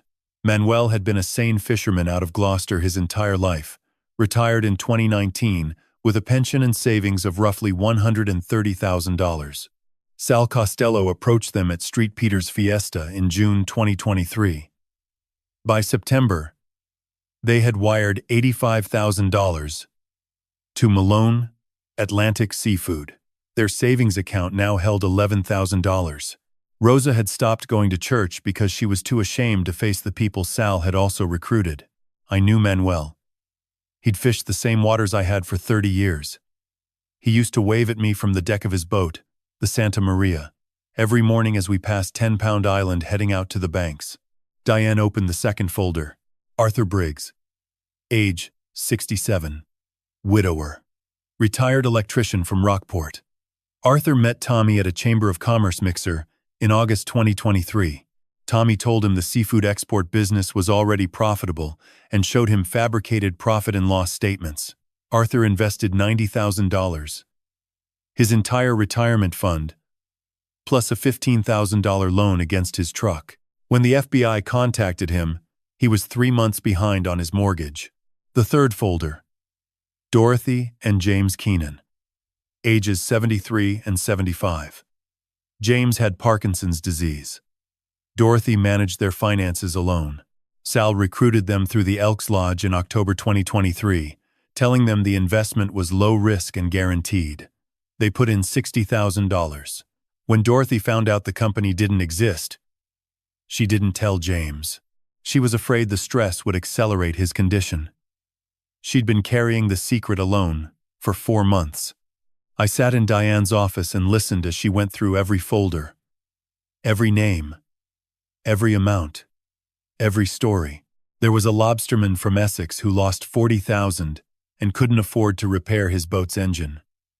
A retired schoolteacher from Magnolia who invested her late husband's pension.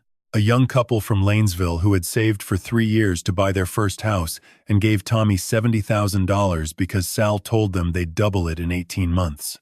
12 victims, 12 families, $1.1 million. Diane closed the last folder and looked at me. "Frank, the U.S. Attorney's Office wants to consolidate all 12 victim statements into a single filing for the trial.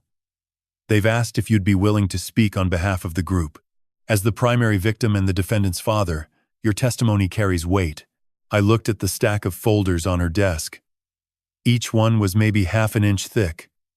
Tax returns, bank statements, emails, letters from Tommy or Sal, filled with promises that were never real. 11 families reduced to paper and numbers, sitting on a desk above a Portuguese bakery on Main Street. Manuel Ferreira's wife stopped going to church. I said, "Yes. Dorothy Keenan is lying to her husband because she's afraid the truth will kill him." "Yes. And that young couple from Lanesville, they lost their house money. Diane nodded. I thought about Bev's logbook entry from November 2021, 6 weeks before her stroke. I love you, Frank. Keep her afloat. Both of us. She hadn't been talking only about the boat. She'd been talking about all of it. The family, the truth. The people connected to us by water and work and trust. I'll do it, I said. Diane reached across the desk and put her hand on the stack of folders. These people trusted your son because they trusted you, Frank. Your name meant something in this town. It still does. That's why your voice matters. I drove home along the coast road. The ocean was flat and silver under a low sky. Near the Annisquam River Bridge, I pulled over and watched a pair of lobster boats heading out, their wakes cutting parallel lines in the calm water, like two stories being written at the same time, one going forward, one trying to find its way back. I went home and placed my sealed envelope on top of Bev's logbook. 12 families. 12 stories. One voice. Mine. Sal Costello called me on a Tuesday evening in March. I was sitting on the back porch with a cup of coffee that had gone cold an hour ago. The harbor was quiet. Most of the fleet had come in early because of a small craft advisory, and the only sound was the wind pushing through the gap between the house and the garage where Bev used to park her station wagon. My phone buzzed on the armrest. Unknown number. I almost let it go. Then something in my gut told me to answer. Frank. His voice was thinner than I remembered. Smaller. Like a rope that had been pulled too tight for too long and was starting to fray. Sal. Neither of us spoke for maybe 10 seconds. I could hear him breathing. Somewhere behind him, a door closed. A metal door. I realized he was calling from the Essex County Correctional Facility in Middleton. He hadn't made bail. No one had come for him in 4 weeks. Frank, I need to talk to you. Then talk. Not on the phone. I need you to come here. Please. I should have said no. Grace would have told me to say no. Diane would have told me it was a terrible idea. But Sal Costello had been my first mate for 26 years. He'd been at my wedding. He'd held the stern line the day I brought the Beverly Ann into her slip for the first time. He'd sat beside me in the hospital waiting room the night Bev had her stroke, his hands folded in his lap, tears running down his face without making a sound. I'll come Thursday, I said, and hung up. The Essex County Correctional Facility sat on a flat stretch of road, surrounded by bare trees and chain-link fence topped with razor wire. I arrived at 9 in the morning and went through 2 security checkpoints, a metal detector and a pat-down, before they led me to a visiting room with plastic chairs bolted to the floor and a table that wobbled when you leaned on it. Sal came in wearing a tan jumpsuit. He'd lost weight. Maybe 15 pounds. His face was gray, and his eyes were red. And when he sat down across from me, his hands trembled the same way Tommy's had when I handed him the envelope at the birthday party. Thank you for coming, he said. I almost didn't. He nodded like he understood. He folded his hands on the table and stared at them for a long time. A guard stood near the door, arms crossed, watching. Frank, I'm going to take the plea. The U.S. Attorney's Office had offered Sal a deal 2 weeks earlier. Diane had told me about it. If Sal pleaded guilty to 4 counts of wire fraud and 1 count of conspiracy, cooperated fully with the prosecution, and testified against Tommy at trial, he would receive a recommended sentence of 3 to 5 years instead of the maximum 12. His attorney, a public defender named Margaret Cho, had advised him to take it. My lawyer says if I go to trial, I'll get 8 to 10, Sal said. Maybe more. She says the evidence is overwhelming. Bank records, phone logs, the recruitment list. He swallowed. She says they have recordings, Frank. Tommy recorded some of our phone calls. He kept them on a cloud drive. The FBI found everything. I didn't react. I sat still and let him talk. I want you to know something, he said. I want you to know how it started. He told me Tommy approached him in January 2022. Tommy knew about Sal's debts, the gambling, the second mortgage on his house, in East Gloucester, that his ex-wife didn't know about.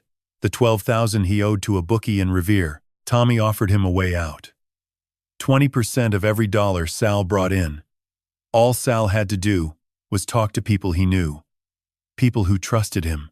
He said nobody would get hurt. Sal said. He said the business was real, that the money was just seed capital, that everyone would get returns within a year. Sal's voice cracked. I knew it wasn't real, Frank. I knew by the third month, but by then I'd already brought in 4 people. And I owed Tommy money too, and I couldn't stop. I couldn't find the break. I looked at Sal's hands on the table. Rough hands. Fisherman's hands. The same hands that had hauled nets beside mine, in storms that would have killed lesser men. The same hands that had passed collection plates at Our Lady of Good Voyage and then handed those same parishioners brochures for a company that didn't exist. You recruited Manuel Ferreira, I said. Sal closed his eyes. Rosa stopped going to church because of you, Sal. I know. Dorothy Keenan is hiding the truth from her husband because she's afraid it'll kill him. James has Parkinson's. Did you know that when you took their money, I knew. The room was very quiet. The fluorescent light above us buzzed. The guard by the door shifted his weight from one foot to the other. I'm not asking you to forgive me, Sal said. I know you can't do that. I'm asking you to understand that I'm going to testify. I'm going to tell the truth about everything. Every dollar. Every name. Every lie Tommy told me to repeat. And I'm asking you, as the man I fished beside for half my life, to let me do that without hating me so much that it eats you alive. I stood up. The plastic chair scraped against the floor. Sal looked up at me with eyes that were wet and red and afraid. And for 1 second I saw the 23-year-old kid who'd shown up at the dock in 1984 looking for work, skinny and sunburned, asking if I needed a deckhand. You were the best first mate I ever had, I said. And you were the worst friend. I turned and walked out. Through the visiting room. Through the security checkpoint. Through the metal detector. Into the parking lot, where the March wind hit my face and smelled like nothing. Not the sea. Not bread. Not coffee. Just cold air and concrete. I sat in my truck for 20 minutes before I could drive. The trial of Thomas Malone began on September 9th at the John Joseph Moakley United States Courthouse in Boston. I remember the date because it was the same day Bev and I had gotten married 41 years earlier. September 9th, 1983. Our Lady of Good Voyage. White dress. Salt air. Her father crying in the front pew.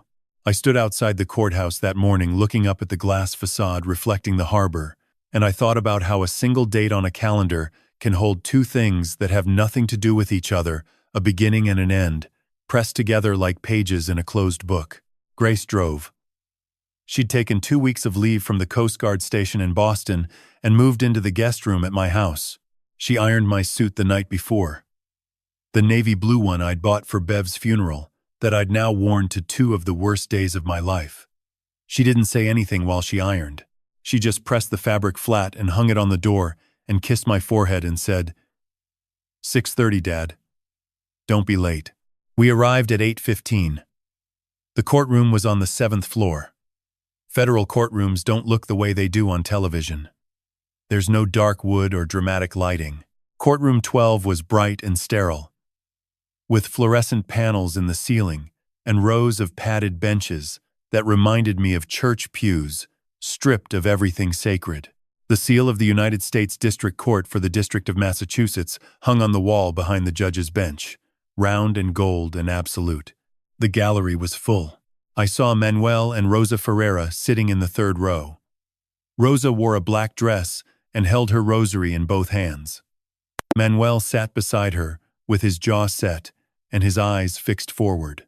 Arthur Briggs was 2 rows behind them, alone, wearing a flannel shirt and a tie that didn't match. Dorothy Keenan sat near the aisle, also alone. She'd told Diane that James didn't know she was here. She'd told him she was visiting her sister in Salem. I counted 9 victims in the gallery. 9 out of 12. 3 couldn't make it. 1 was in the hospital. One had moved to Florida. One simply couldn't face it. Grace and I sat in the second row, directly behind the prosecution table.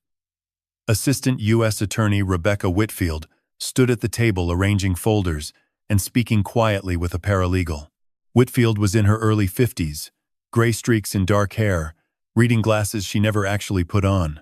Diane had told me Whitfield had prosecuted investment fraud cases for 19 years and had never lost at trial. I wanted to believe that mattered. At 9 o'clock sharp, the bailiff called the courtroom to order. Judge Richard Antonelli entered from a side door and took his seat. Antonelli was in his 60s, silver-haired, with a face that gave away nothing. He adjusted his microphone, looked out over the courtroom, and said, "The United States of America versus Thomas Francis Malone. Case number 2. 4C R00847. Are the parties ready to proceed?" "The government is ready, Your Honor," Whitfield said. Tommy's attorney stood. His name was Victor Sargent, Private Defense Counsel, Boston. Dark suit, silver cufflinks, a voice that sounded like it had been polished with expensive oil. Diane had looked him up. Sargent charged $800 an hour. I wondered where the money for that came from and decided I didn't want to know. "The defense is ready, Your Honor," Sargent said. Tommy sat at the defense table in a charcoal suit and a white shirt with no tie. His hair was shorter than the last time I'd seen him. He'd lost weight, but not the way Sal had. Tommy looked lean, deliberate, like a man who had spent the last 4 months preparing a version of himself that a jury would want to believe. He didn't look at me. Not once. The jury had been selected the previous week. 12 jurors and 2 alternates. 7 women, 5 men. Ages ranging from late 20s to early 70s. A teacher, an accountant, a retired postal worker, a nurse, a software engineer. Ordinary people asked to decide whether my son was a criminal or a victim of circumstance, which is what Sargent's opening statement would try to sell them. Whitfield stood first. She walked to the center of the courtroom, hands at her sides, no notes, and spoke directly to the jury. "Ladies and gentlemen, this case is about trust. It's about a son who looked his 72-year-old father in the eye and asked him to invest his life savings in a company that did not exist. It's about a man who recruited his father's best friend to target elderly fishermen, retirees, and working families in a small coastal community where people have known each other for generations. It's about 12 victims who lost a combined $1.1 million to a scheme built entirely on lies." She paused. The courtroom was silent. "The government will prove, through bank records, forged documents, recorded phone calls, and the testimony of co-conspirator Salvador Costello, that Thomas Malone knowingly and deliberately defrauded 12 people over a period of 18 months. We will prove that the company called Malone Atlantic Seafood never existed. We will prove that every dollar invested was funneled directly into the defendant's personal accounts and spent on luxury items while his victims struggled to pay their mortgages, their medical bills, and their grocery bills." She looked at the jury one more time. "This is not a complicated case. It is a painful one. And we ask you to follow the evidence, wherever it leads." She sat down. I exhaled. I hadn't realized I'd been holding my breath. Judge Antonelli turned to the defense table. "Mr. Sargent, your opening statement." Victor Sargent buttoned his jacket, stood, and smiled at the jury, the way a man smiles when he's about to tell you something he wants you to believe more than anything in the world. Victor Sargent spoke for 22 minutes. He told the jury that Tommy Malone was not a mastermind. He was a grieving son who had lost his mother and made terrible decisions under the influence of a manipulative older man, Salvador Costello. He said Tommy had genuinely believed the seafood export business could work, that the initial plan was real, and that it was Sal who had turned it into a recruitment scheme. He said Tommy was not a predator. He was a young man drowning in grief who reached for the wrong life raft. He used that word. Drowning. He used it 3 times. I wondered if he'd chosen it because he knew I was a fisherman, or if he thought the jury would find it poetic. Either way, it made my stomach tighten. When Sargent sat down, Judge Antonelli called a 15-minute recess. Grace leaned over and whispered, "He's good." I nodded. He was. That was the problem. The prosecution called its first witness after the recess. Salvador Costello walked into the courtroom in a tan jumpsuit and ankle shackles. He'd lost more weight since I'd visited him at Essex County. His cheeks were hollow and his shoulders curved forward like a man bracing against wind that no one else could feel. He was sworn in, sat down, and placed both hands flat on the witness stand as if he needed it to hold him up. Rebecca Whitfield approached him slowly. "Mr. Costello, how long have you known the defendant?" "Thomas Malone. Since he was a boy. I've known his family for over 30 years. And how did you become involved in the scheme known as Malone Atlantic Seafood?" Sal took a breath. I could hear it through the courtroom microphone. A long, uneven inhale that sounded like a man stepping off a ledge. "Tommy came to me in January 2022. He knew I had debts. Gambling debts. A second mortgage. He said he had a business idea, and he needed someone people trusted to help him recruit investors. He offered me 20% of everything I brought in. Did you know at that time that the business was fraudulent?" Sal paused. He looked down at his hands. "I suspected. But I told myself it was real. I told myself that for about 3 months. By April, I knew for certain there was no company, no office, no contracts with restaurants, nothing. But by then I'd already recruited 4 people, and I owed Tommy money. And I was afraid of what would happen if I stopped." "What did you do?" "I kept going. I recruited 7 victims total. Through the Elks Lodge, through Street Peters Club, through Our Lady of Good Voyage. I targeted people I'd known for decades, people who trusted me." Whitfield let the silence hold for 5 seconds before she continued. "Mr. Costello, did the defendant ever discuss his father, Frank Malone, as a potential target?" Sal closed his eyes. "Yes. Tommy called Frank an easy mark.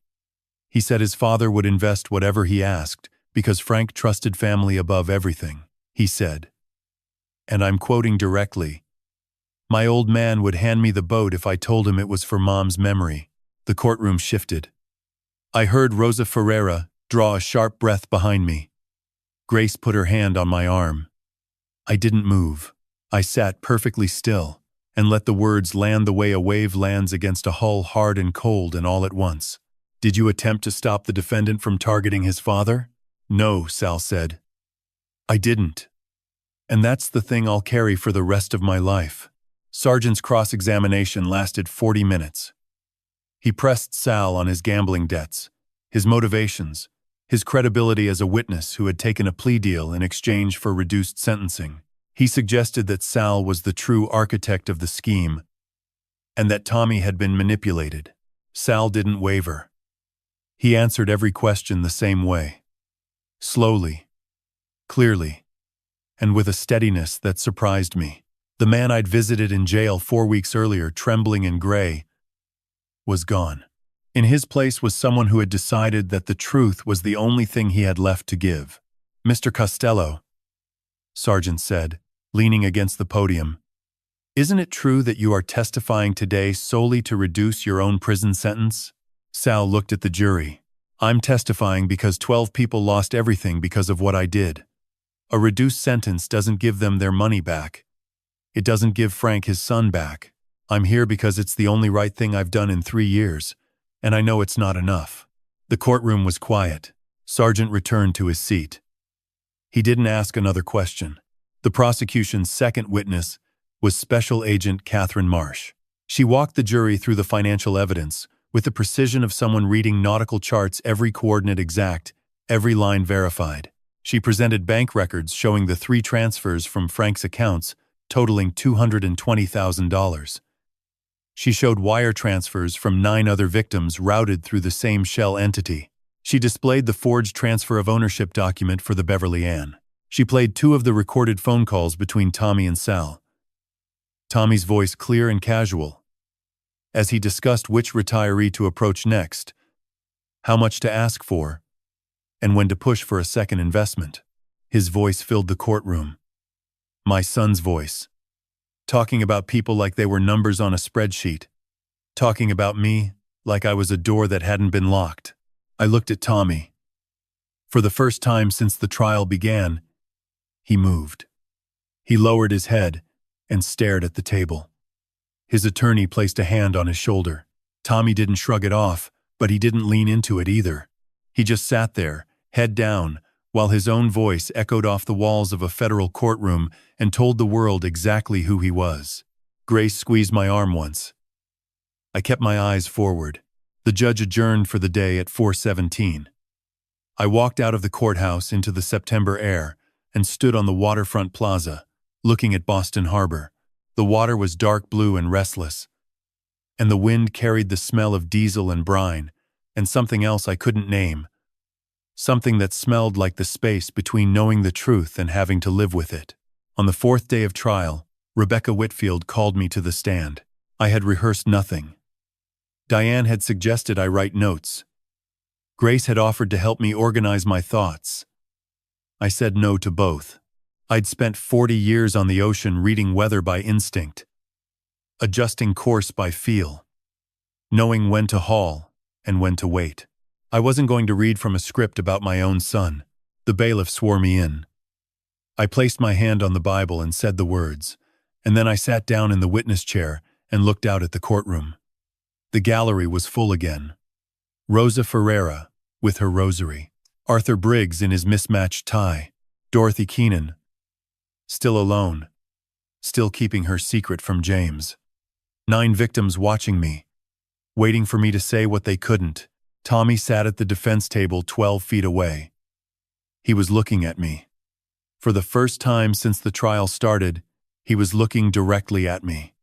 His eyes were the same brown as Bev's, and for one terrible second I didn't see a defendant. I saw a boy sitting on the bow of the Beverly Ann, 6 years old, legs dangling over the water, asking me if fish could dream. Whitfield approached the stand. Mr. Malone, in your own words, can you describe the impact this crime has had on your life? I looked at Tommy. Then I looked at the jury. Then I looked at my hands, the same hands that had pulled nets, tied knots, held my wife's face, held my grandson. I opened my mouth, and the words came out the way water comes through a crack in a hull. Not fast, not slow, just steady and impossible to stop. My son stole $220,000 from me. That was everything my wife Beverly left behind when she died. Her life insurance, my savings from 40 years of commercial fishing, every dollar I had in the world. I paused. The courtroom was silent, but the money isn't the worst part. The worst part is that my son looked me in the eye and used his mother's memory to take it. He said the business was what she would have wanted. He said it was for the family name. He knew exactly what to say, because he knew exactly who I was. A 72-year-old man who had just lost his wife and would have believed anything his son told him. I heard Rosa Ferreira crying softly. I didn't look. He recruited my best friend to help him steal from people I've known my entire life. Fishermen, retirees, families, people who work with their hands and trust with their hearts. He took their money and spent it on a Porsche and a Rolex and a vacation in the Bahamas, while Dorothy Keenan sits in this courtroom today keeping a secret from her sick husband because she's afraid the truth will kill him. Dorothy made a sound, small and sharp, like a gasp caught in her throat. I kept going. He tried to sell the boat I named after my dead wife. He forged my signature. He put a price on her name, $65,000. That's what Beverly Ann Correa Malone was worth to my son. A number on a piece of paper filed with the state. I stopped. I looked at Tommy again. His head was down. His hands were clasped together on the table. His attorney sat motionless beside him. I don't know if my son is sick or if he's cruel or if he's something in between that I don't have a word for. I know that I loved him. I know that his mother loved him, and I know that love wasn't enough to stop him from doing what he did. Not to me. Not to the 11 other people sitting in this room. I took a breath. Your Honor, I'm not asking for revenge. I'm asking for accountability. I'm asking this court to tell my son and the world that what he did has a name, and that name has a consequence. Because if it doesn't, then the next old man sitting at his kitchen table, grieving his wife, trusting his son, won't stand a chance. I stepped down. My legs felt like they were made of rope and seawater. Grace was standing at the end of the row. She didn't say anything. She just took my arm and walked me out of the courtroom. The same way Bev used to walk me off the boat, after a bad storm, steady, quiet, one step at a time. The jury deliberated for 6 hours and 40 minutes. We waited in a hallway on the 7th floor. Grace brought me coffee from a machine that tasted like it had been brewed during the last administration. Diane sat beside me, reviewing her notes. Manuel Ferreira paced near the window. Arthur Briggs sat in a plastic chair with his eyes closed. Nobody spoke much. We were 12 strangers who had become a congregation without a church, waiting for a verdict the way fishermen wait for weather, knowing it was coming, not knowing what it would bring. At 4:51 in the afternoon, the bailiff opened the courtroom doors and told us the jury had reached a verdict. We filed back in. I sat in the same seat. Grace beside me. Rosa behind me. The jury entered from the side door and took their places. I watched their faces. Some looked at Tommy. Some looked at the floor. One woman, the retired postal worker, looked directly at me and held my gaze for 2 seconds before sitting down. Judge Antonelli asked the foreperson to stand. On count 1. Wire fraud. How does the jury find? Guilty. On count 2. Wire fraud. How does the jury find? Guilty. Count after count. 17 times the foreperson stood and said the same word. Guilty. Wire fraud. Mail fraud.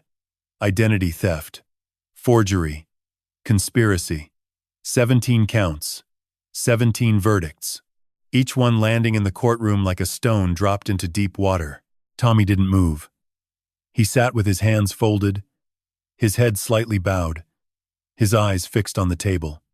Victor Sargent placed a hand on his shoulder. Tommy didn't react. He had become very still, the kind of stillness I'd seen on the ocean before a storm, when the wind dies and the surface goes flat, and everything alive knows that something terrible is about to begin. The courtroom exhaled. Behind me, someone was crying. In front of me, Whitfield closed her folder quietly. Beside me, Grace pressed her shoulder against mine and kept it there. Antonelli set sentencing for October 23rd. I walked out of the courthouse into the fading September light. The harbor was gold. A single fishing boat was coming in through the channel, her running lights just beginning to glow. I stood on the plaza and watched her until she disappeared behind the seawall, carrying whatever she'd caught toward home. October 23rd came the way most endings do, quietly, without announcement, on a morning that looked like any other. I woke at 5. The house was dark. Grace was already in the kitchen making coffee, her silhouette framed by the window where the first gray light of dawn was pressing through. She handed me a mug without a word. We sat at the table where Bev used to roll out pie crust on Thanksgiving mornings, and we drank our coffee, and we didn't talk about what was going to happen in 4 hours. I wore the Navy suit again. 3rd time. Funeral. Trial. Sentencing. Grace said I should buy a new one after today. I told her I'd rather burn it. The Moakley courthouse was quieter this time.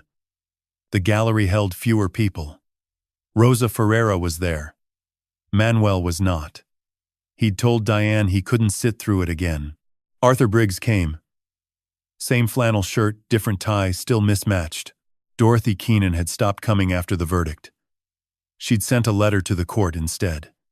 Diane told me Dorothy had finally told James the truth. He hadn't spoken to her for 3 days. Then he'd taken her hand and said, "We've survived worse, Dot. We'll survive this." 6 victims sat in the gallery. 6 out of 12. That was enough. Grace and I took our usual seats in the second row. Diane sat behind us. Whitfield was at the prosecution table, her folder thin this time. There wasn't much left to argue. The jury had said everything that needed to be said. Today belonged to the judge. Tommy entered from the side door with a U.S. Marshal on each side. He wore the same charcoal suit from the trial, but it fit differently now. Looser. His face was thinner, and there were shadows under his eyes that hadn't been there 6 weeks ago. Jenna sat in the back row. She was not crying this time. She sat very still, with her hands in her lap, and her eyes fixed on the back of Tommy's head, like she was memorizing the shape of someone she was already learning to live without. Victor Sargent stood and addressed the court. He asked for leniency. He cited Tommy's lack of prior criminal record, his young son, his willingness to cooperate with restitution. He described Tommy as a man who had lost his way in the fog of grief and argued that a lengthy sentence would not serve the interests of justice or rehabilitation. Fog of grief. Another nautical metaphor. I wondered if Sargent kept a list. Whitfield stood next. She was brief. Your Honor, the defendant orchestrated an 18-month fraud that targeted 12 victims, including his own father, and caused losses exceeding $1.1 million. He forged documents. He recorded his co-conspirator to use as leverage. He showed no remorse during trial and has not accepted responsibility for his actions. The government recommends a sentence of 15 to 20 years. Antonelli nodded and turned to Tommy. Mr. Malone, you have the right to address the court before sentencing. Do you wish to speak? Tommy stood. Sargent whispered something to him. Tommy shook his head once, then turned to face the judge. But he didn't look at Antonelli. He turned his body slightly to the left and looked at me. For the first time since his birthday party, my son looked me in the eye. Dad. The word hit the courtroom like a single bell in an empty church. I don't expect you to forgive me. I don't deserve it. I knew what I was doing. I knew it was wrong. I told myself it was temporary. That I'd pay everyone back. That the money would come from somewhere. But that was a lie I told myself so I could sleep at night. His voice was steady. Not the smooth, confident voice from the birthday party. Not the angry voice from the kitchen confrontation. Something raw. Something that sounded like it had been scraped against concrete. Mom tried to warn you about me. I know that now. Diane Correa's report included pages from Mom's logbook. I read them. Every word. He paused. She was right about everything, and I'm sorry I proved her right. He turned back to the judge. Your Honor, I'm guilty. The jury said so, and they were correct. I accept whatever sentence this court gives me. He sat down. The courtroom was absolutely still. Jenna had her hand over her mouth. Grace was staring straight ahead, her jaw tight. Rosa Ferreira's rosary beads clicked once, then stopped. Antonelli took a long breath. He adjusted his glasses, looked down at his papers, then looked up at Tommy. Mr. Malone, I have presided over many fraud cases in this court. What distinguishes yours is not the amount of money stolen, though it is significant. It is the nature of the betrayal. You targeted your own father. You exploited his grief. You used your mother's memory as a weapon. And you enlisted a trusted family friend to help you defraud an entire community of people who had spent their lives working on the sea. He paused. The court has considered the sentencing guidelines, the government's recommendation, and your statement today. On the 17 counts of which you have been found guilty, this court sentences you to 14 years in federal prison, to be served at FCI Fort Devens, with eligibility for parole after 9 years. You are further ordered to pay full restitution in the amount of $1,100,000 to the 12 victims of this crime. 14 years. The number settled over the courtroom like a net lowered into water, slow, wide, covering everything. Tommy closed his eyes. Sargent placed a hand on his arm. Jenna stood and walked out of the courtroom without a sound. The door closed behind her, with a click that echoed longer than it should have. The marshals came for Tommy.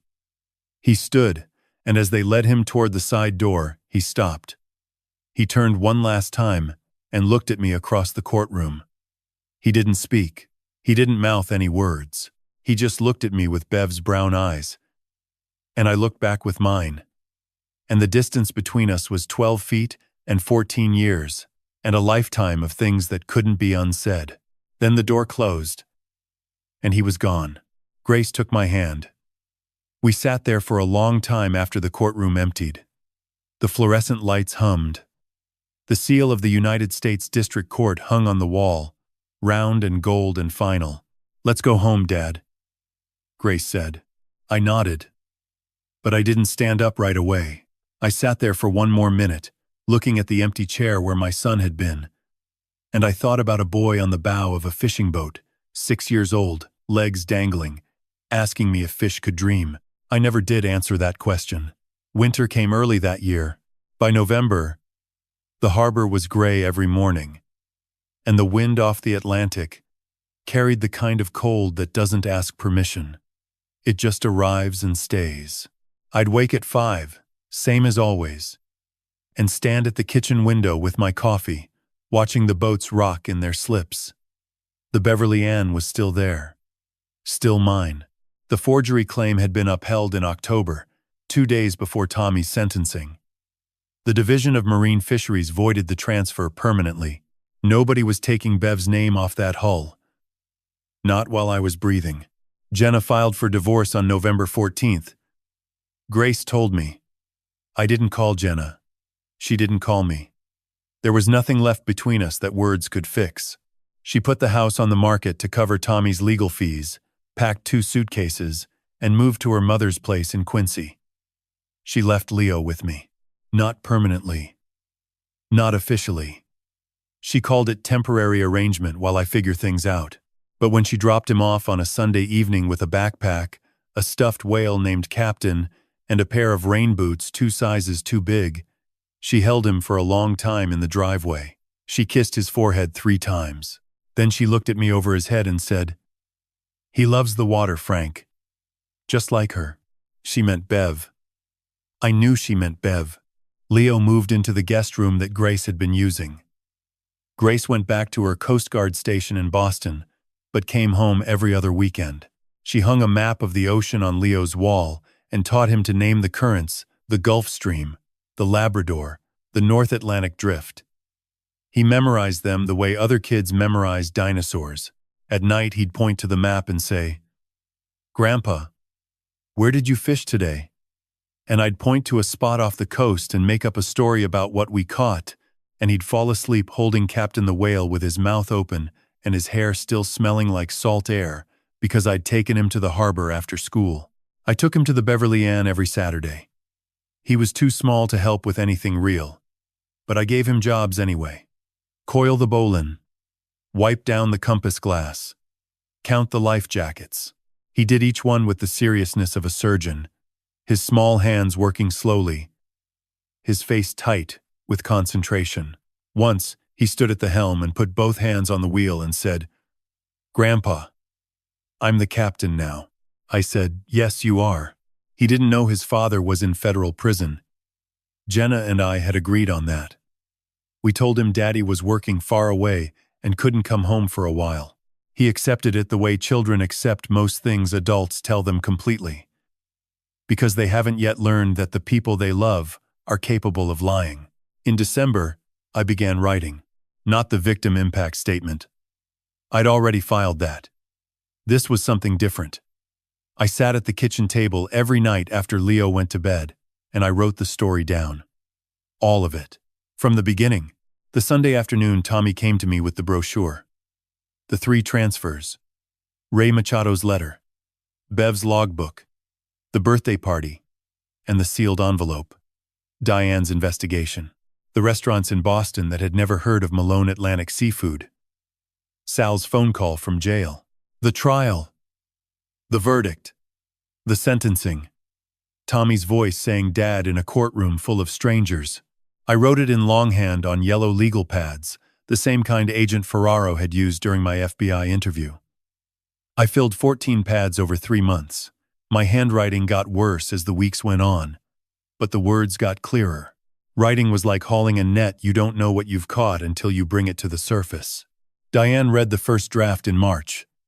She sat in her office above the bakery and read for 2 hours without speaking. When she finished, she took off her glasses and said, "Frank, this needs to be heard, not just read." Heard. She connected me with a journalist at the Boston Globe who was writing a series on elder financial fraud. The journalist interviewed me for 4 hours. The article ran in April under the headline, "He trusted his son. It cost him everything." Within a week, I received letters from 63 people across Massachusetts who had experienced similar fraud. 17 of them involved family members. I answered every letter. On a Saturday morning in May, I took Leo out on the Beverly Ann for the first time on open water.